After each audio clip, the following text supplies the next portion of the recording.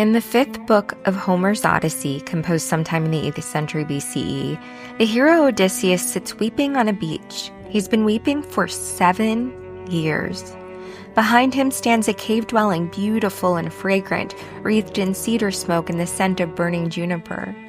Inside that cave lives Calypso, a goddess, a nymph, depending on which translation you trust, who has kept Odysseus on her island since the day the sea delivered him, shipwrecked and half-drowned, to her shore. The text tells us she loved him. The text tells us she offered him immortality. The text tells us he refused. And then Hermes arrives with orders from Zeus, and Calypso must let him go. She obeys. Odysseus builds a raft. He sails away.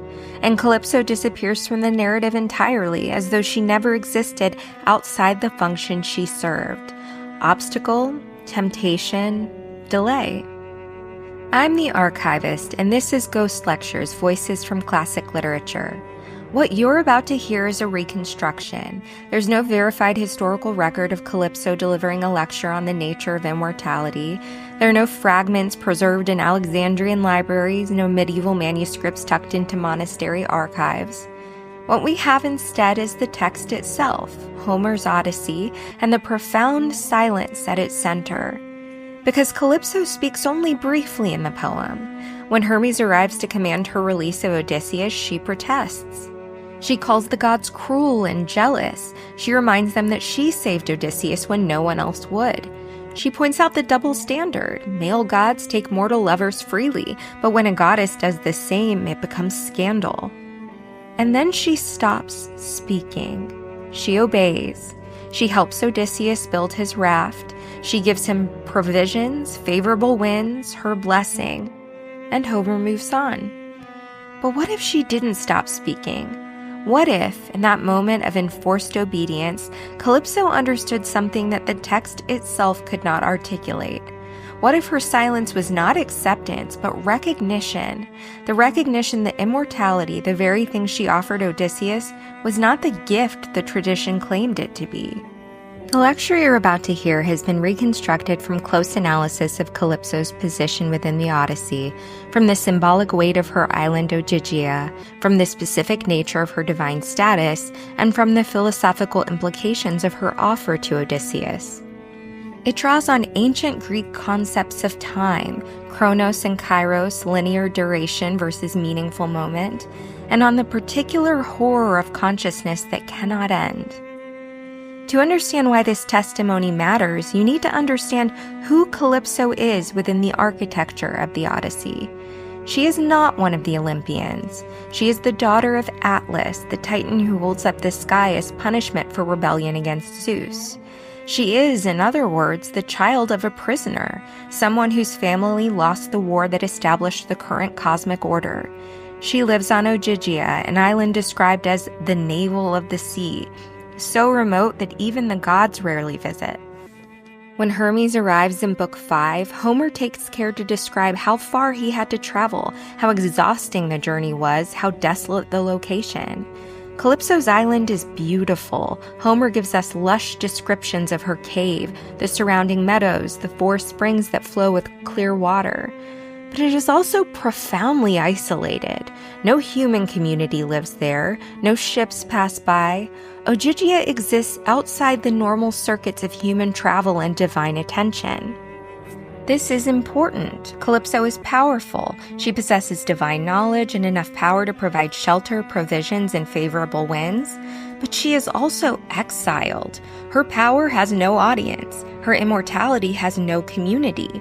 She exists in a kind of eternal parenthesis, neither fully part of the mortal world nor integrated into the Olympian order. And then Odysseus arrives. The text doesn't tell us much about these 7 years. We know Calypso loved him. We know she offered him immortality and agelessness if he would stay. We know he refused. We know that by the time the Odyssey begins, Odysseus spends his days sitting on the beach, weeping, staring at the horizon, and longing for home. And we know that Calypso every night compelled him to lie beside her in her cave. The Greek verb Homer uses carries connotations of necessity, compulsion, and force. Translators have struggled with this passage for centuries. Some soften it, some make it mutual, some acknowledge what the text suggests, that whatever love existed, it was not equal, and consent was complicated by the absolute power differential between an immortal goddess and a mortal man who had no means of leaving her island. This is not a comfortable story. The tradition has tried to make it comfortable by reducing Calypso to a type, the temptress, the seductress, the beautiful obstacle that the hero must overcome to reach his true destination. But the text itself is more complex than that reduction allows, because Calypso is also the one who saved Odysseus. When his ship was destroyed and his crew drowned, when Poseidon's wrath left him clinging to wreckage in the open sea, Calypso pulled him from the water. She nursed him back to health. She offered him not just survival, but transcendence, the chance to escape mortality entirely, to become like her and to live forever. And he said no. The tradition celebrates this refusal.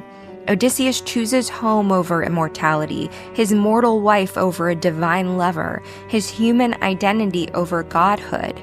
This is supposed to be heroic. This is supposed to demonstrate his essential humanity, loyalty, and wisdom.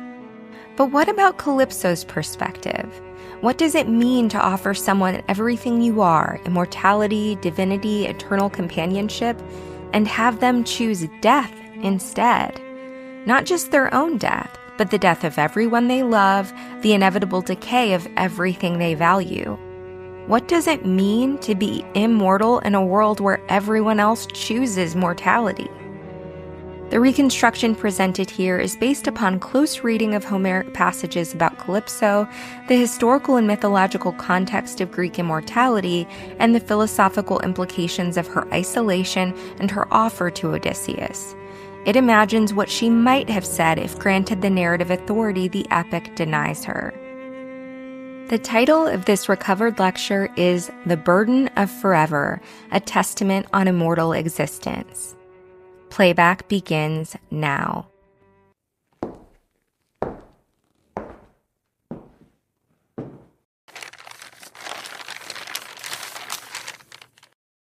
You think immortality is a gift. You are wrong. I do not say this to shock you, or to seem contrary, or to diminish the value of your brief lives. I say it because I have lived long enough to understand what you cannot. That mortality and immortality are not opposites on a spectrum of value. They are different kinds of existence entirely, and the difference is not one of duration, but of structure. Your lives have shape, beginning, middle, end. You are born, you grow, you decline, you die. Every moment of your existence is defined by its relationship to that final boundary. You love more fiercely because you will lose what you love. You strive because your time is limited. You make choices knowing they are irreversible, that you cannot simply wait for another opportunity in another century. Your fear is of ending. My horror is of never ending. Do you understand the difference? I am Calypso, daughter of Atlas, who holds the sky. I dwell on Ogygia, the navel of the sea, the island that exists outside the normal paths of ships and gods. I have lived here for, I do not know how long. Time does not mark itself the same way when you have infinite amounts of it. Centuries blur together. Millennia become indistinguishable. I was here before the Trojan War. I will be here after the memory of that war has faded from human consciousness entirely. I will be here when the language you speak has evolved into something unrecognizable, when the gods you worship have been replaced by new gods, when the very coastlines of the Mediterranean have shifted and changed. I will be here, unchanged, immortal, eternal, and I will be alone. You know me if you know me at all. as the goddess who kept Odysseus, the beautiful nymph who offered him immortality and was refused, the obstacle he had to overcome to reach his true home, his true wife, his true life. That is the story they tell. That is the story Homer told. And it is not false, exactly, but it is incomplete. It is told from the perspective of someone who believes that mortality is the natural state, that home is a place rather than a condition, that love can be measured by loyalty to a single object of affection. Let me tell you what they do not tell you. When Odysseus washed up on my shore, he was half dead. Poseidon had destroyed his ship, drowned his crew, left him clinging to wreckage in the open sea. I pulled him from the water. I nursed him back to health. I gave him shelter, food, companionship. I gave him my love. And yes, I kept him. For 7 years, I kept him. You judge this. I understand. From your perspective, with your mortal understanding of time and choice, 7 years is a significant portion of a life. For Odysseus, it was 7 years away from his wife, his son, his kingdom. 7 years of his finite existence spent on an island he did not choose, with a goddess he did not love. But from my perspective, 7 years is nothing. 7 years is the blink of an eye. 7 years is barely enough time to begin to know someone, to understand the patterns of their thought, to learn the specific way they breathe when they sleep. I have lived for thousands of years. I will live for thousands more. 7 years is not even a memory yet. It is still too recent, too raw, too present. I offered him immortality. Do you understand what that means? I offered to make him like me, to remove the boundary of death, to give him infinite time, to let him exist forever, unchanging and undying. I offered him everything I am, and he refused. He chose death, not just his own death, but the death of everyone he loved. He chose to return to Ithaca knowing that his wife would age and die, that his son would age and die, that he himself would eventually age and die. He chose the mortal world with all its loss and limitation and inevitable decay. The tradition celebrates this choice. They say it proves his humanity, his wisdom, his essential heroism. They say he understood that immortality would be a curse, that eternal life would become unbearable, that he was right to refuse. But they do not ask me what immortality actually is. They do not ask me what it means to live forever. They simply assume that Odysseus understood, that his refusal was based on genuine knowledge rather than mortal fear dressed up as philosophical insight. Let me tell you what immortality is. Immortality is not the absence of death. It is the presence of endless, unchanging time. You fear death because it ends things. You fear the moment when consciousness stops, when everything you are simply ceases to exist. This fear shapes your entire existence. It makes you cling to life, to love, to meaning. It makes you believe that more time is always better, that if you could just have a few more years, a few more decades, you could finally accomplish what you were meant to accomplish, finally become who you were meant to become. But you are wrong. More time does not give you more meaning. It dilutes meaning.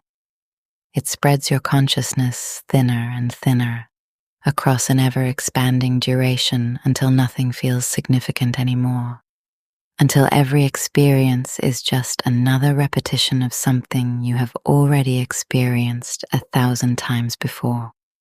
I have watched the sun rise over the sea for millennia. The first 1,000 sunrises were beautiful. The second 1,000 were pleasant. The third 1,000 were familiar. Now I do not even notice them. They simply happen over and over, unchanging and inevitable, marking time that has no meaning because it has no end. I have sung every song I know so many times that the words have lost their connection to meaning. They are just sounds now, patterns of breath and vibration, repeated endlessly because there is nothing else to do and silence is worse.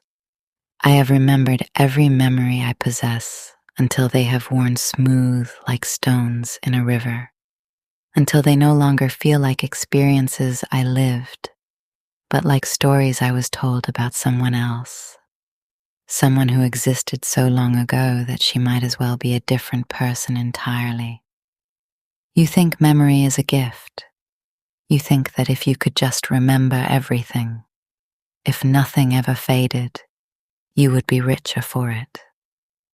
You are wrong. Memory for mortals is shaped by forgetting. You remember the important things because you forget the unimportant things.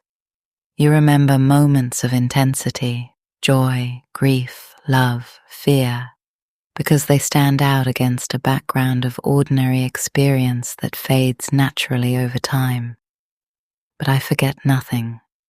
I remember everything with perfect clarity. Every conversation I have ever had, every meal I have ever eaten, every wave that has ever struck the shore of Ogygia, every breath I have ever taken. Do you understand what that means? It means that my consciousness is not a stream, but a reservoir, constantly filling, never draining, accumulating more and more content, with no way to process it, no way to integrate it, no way to let it go. It means that the past is not past. It is present, always present. Every moment I have ever lived exists simultaneously in my awareness, crowding out the possibility of experiencing anything new because nothing is ever truly new. It is always a variation on something I have already experienced, already remembered, already added to the infinite collection of moments that I carry with me always. And the loneliness. You cannot imagine the loneliness. You live among other mortals. You share the condition of mortality. You understand each other because you are all moving toward the same ending, all shaped by the same fundamental limitation. Even when you are alone in a way that other mortals can comprehend.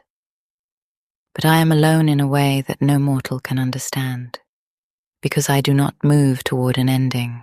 I do not change. I do not grow or decline or transform. I simply continue, unchanging, while everything around me changes constantly. I have watched civilizations rise and fall. I have seen languages born and die. I have observed the slow drift of stars across the sky, the gradual shifting of coastlines, the patient work of erosion and accumulation that reshapes the world over millennia. And I remain the same, exactly the same, unchanged and unchanging. Do you know what that does to consciousness?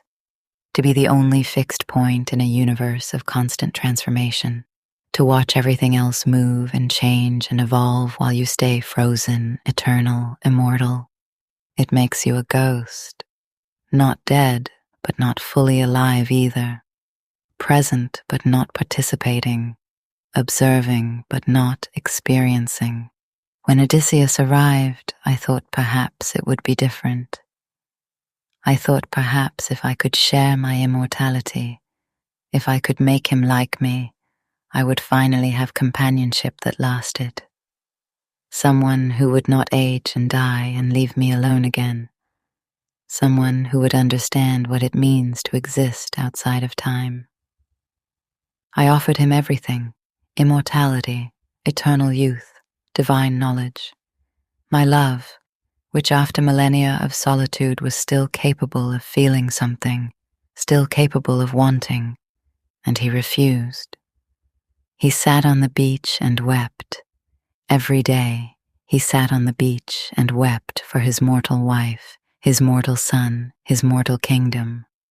He wept for the life he had lost, the time he was wasting, the years slipping away from him.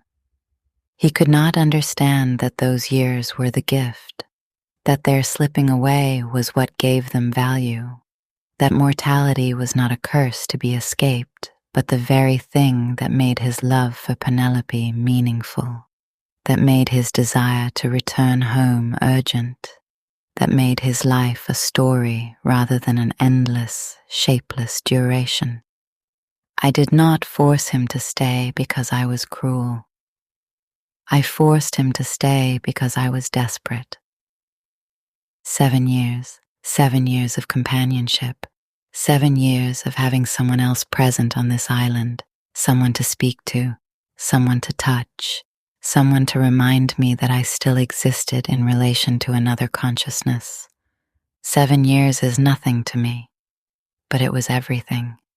It was the only thing that had happened to me in centuries, the only variation in the endless repetition of waves and sunrises and songs sung to an empty horizon. And then the gods commanded me to let him go. Zeus sent Hermes with orders. I was to release Odysseus. I was to help him build a raft. I was to send him back to the mortal world, back to his death, back to his wife who would age and die, back to his son who would age and die, back to his kingdom that would eventually crumble and be forgotten.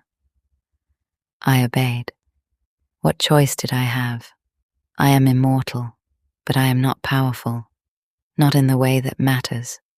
I cannot defy Zeus. I cannot change the story. I can only continue existing within it, playing the role assigned to me. Obstacle, temptation, delay. I helped him build the raft. I gave him provisions. I called up favorable winds. I watched him sail away. And then I returned to my cave, and I understood. Immortality is not power. Immortality is the opposite of power, because power requires the ability to change things, to affect outcomes, to shape the world according to your will. But when you are immortal, nothing you do matters.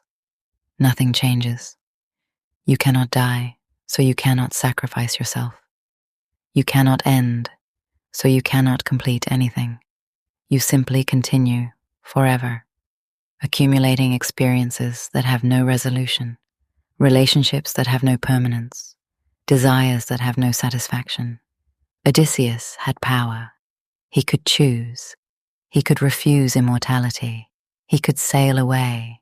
He could return home and live his mortal life and die his mortal death and be remembered as a hero.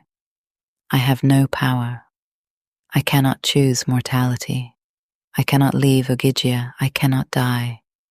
I can only continue existing forever, alone, unchanged, remembering everything and experiencing nothing new. You think the tragedy of my story is that I loved Odysseus and he did not love me.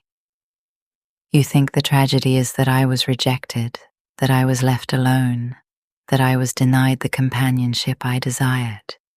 But that is not the tragedy. The tragedy is that I am still here, still on Ogygia, still immortal, still remembering, still continuing. The tragedy is that this is not a story. Stories have endings, stories have shape, stories have meaning because they resolve, because they reach a conclusion, because they stop. But I do not stop. I continue forever. And that endless, shapeless, meaningless continuation is what immortality actually is. Not a gift, not a curse, just a condition, a state of being that has no relationship to value or meaning or purpose, just existence stretching out infinitely in all directions, with no boundary to give it shape, no ending to give it significance, no death to make it precious. So when you hear the story of Calypso and Odysseus, when you hear how the hero refused immortality and chose to return home, when you celebrate his wisdom and his humanity and his essential heroism, remember this: he was right to refuse, not because he understood what immortality was, but because he understood what mortality was. He understood that his life had value precisely because it would end, that his love for Penelope mattered precisely because they would both die, that his story was worth telling precisely because it had a conclusion. I offered him everything I am, and everything I am is nothing, is endless, shapeless, meaningless continuation, is the horror of consciousness that cannot stop, cannot change, cannot die. He chose death. He chose limitation. He chose the mortal world with all its loss and grief and inevitable decay. And he was right.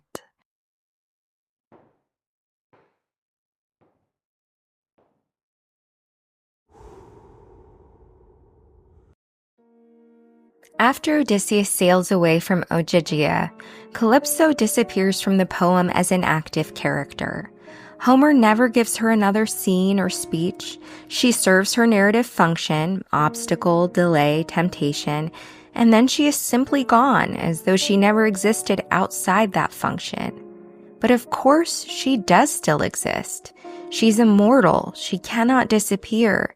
She can only be forgotten. The scholarly tradition has not been kind to Calypso.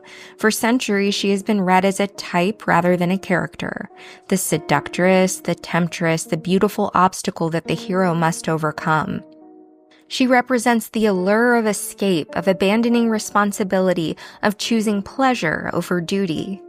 In this reading, Odysseus' refusal of her offer is straightforwardly heroic. He chooses his true home over a false paradise, his real wife over a divine lover, his human identity over godhood. Some feminist scholars have complicated this reading by pointing out the power dynamics at play. Calypso is not simply a temptress, she is also Odysseus' captor. The text makes clear that he did not choose to stay, that he wept daily for home, that he was compelled to lie beside her. This reading acknowledges the coercive elements of their relationship while also noting that Calypso herself is trapped by her isolation, by her divine nature, by her position outside the Olympian power structure. But even those more nuanced readings tend to treat Calypso as a problem to be solved rather than a consciousness to be understood. She remains a minor character, a footnote in Odysseus' larger story, someone who matters only insofar as she affects the hero's journey. The reconstructed lecture you just heard attempts something different. It grants Calypso narrative authority. It lets her speak not about Odysseus, not about her role in his story, but about her own existence, about what it means to be immortal, to live outside of time, to continue forever without change or ending. And what she reveals is disturbing, because immortality in her account is not a gift or even a curse. It is a specific kind of horror, the horror of consciousness that cannot stop, of experience that accumulates without resolution, of existence that has no shape because it has no boundary. This is not how the tradition understands immortality. In Greek mythology, immortality is generally presented as desirable. The gods are immortal and they are powerful, and mortals who achieve immortality through various means are considered fortunate. The few stories that present immortality as problematic tend to focus on the problem of aging without dying, like Tithonus, who is granted immortality but not eternal youth, and withered into an insect. But Calypso's testimony suggests a different problem. Not the problem of the body aging while consciousness continues, but the problem of consciousness continuing at all. The problem of memory that never fades, of experience that never integrates, of time that never gives shape to existence because it never ends. In later adaptations, Calypso's story has been transformed in various ways. In some versions, she is more sympathetic, a lonely goddess who genuinely loved Odysseus and was heartbroken by his departure. In others, she's more sinister, a witch or enchantress who trapped him deliberately. In still others, she is barely present at all, reduced to a brief mention, a minor obstacle quickly overcome. But what remains consistent across these adaptations is her lack of narrative authority. She is always seen from the outside, always interpreted through someone else's perspective, always subordinated to the larger story of Odysseus's return home. The reconstructed lecture challenges this by asking, what if Calypso's perspective is not subordinate, but primary? What if her understanding of immortality is not a minor theme, but a central insight? What if the story of Odysseus and Calypso is not really about a hero overcoming temptation, but about the fundamental incompatibility between mortal and immortal existence? Because that is what the lecture reveals. Calypso and Odysseus cannot understand each other, not because they don't try or because they're not intelligent, but because they exist in fundamentally different relationships to time. For Odysseus, 7 years is a significant portion of his life, time stolen from his family and kingdom, years he will never get back. For Calypso, 7 years is barely a moment, the briefest interruption in an endless existence. Neither perspective is wrong, they're simply incommensurable, and that incommensurability makes genuine companionship impossible. Calypso cannot understand why Odysseus weeps for home when he has eternity available to him. Odysseus can't understand why Calypso would want to trap him when she has already lived for millennia and will live for millennia more. The tragedy is not simply that Calypso loves Odysseus and he does not love her in return. The tragedy is that love itself means different things when one party is mortal and the other is immortal. For Odysseus, love is urgent, precious, and finite. For Calypso, love is the only thing that breaks the monotony of eternal existence, the only variation and an endless repetition. What happened to Calypso after Odysseus left? The text doesn't tell us. She simply disappears from the narrative. But we know, because she's immortal, that she's still there. Still in Ogygia, still watching the horizon, still remembering. And that, perhaps, is the most disturbing implication of the reconstructed lecture. Because if Calypso is right, if immortality is not a gift but a horror, if eternal existence is not transcendence but imprisonment, then she is still experiencing that horror. Right now. Forever. She cannot die, she cannot change, she can't escape Ogygia's isolation nor the condition of immortality that defines her.